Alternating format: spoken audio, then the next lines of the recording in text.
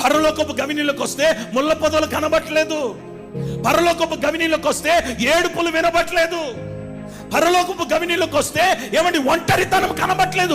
పరలోకపు గవినికి వస్తే నిన్ను స్నేహించువాడు ఒకడు కనబడుతున్నాడు, నీతో మాట్లాడేవాడు ఒకడున్నాడు. పరలోకపు గవినికి వచ్చిన నీతో దర్శించేవాడు ఒకడు కనబడుతున్నాడు. ముఖాముఖిగా ఆయన స్వరాన్ని నీకు వినిపింప చేయగలిగిన ఒక దేవుడు ఇక్కడ ప్రత్యక్షమై ఉన్నాడు.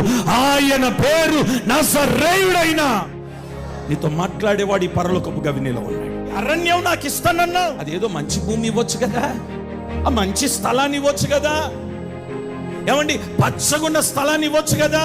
తాను దర్శనం పొందినప్పుడు దేవుడు తనకిస్తానన్నప్పుడు ఆ స్థలము అరణ్యం. దేవుడు దర్శించినాడని చెప్పి రాయి నిలబెట్టేసేసి వెళ్ళిపోయి మరలా తిరిగి రాకుండా లేడు. అతని తీర్మానం ఏంటో తెలుసా?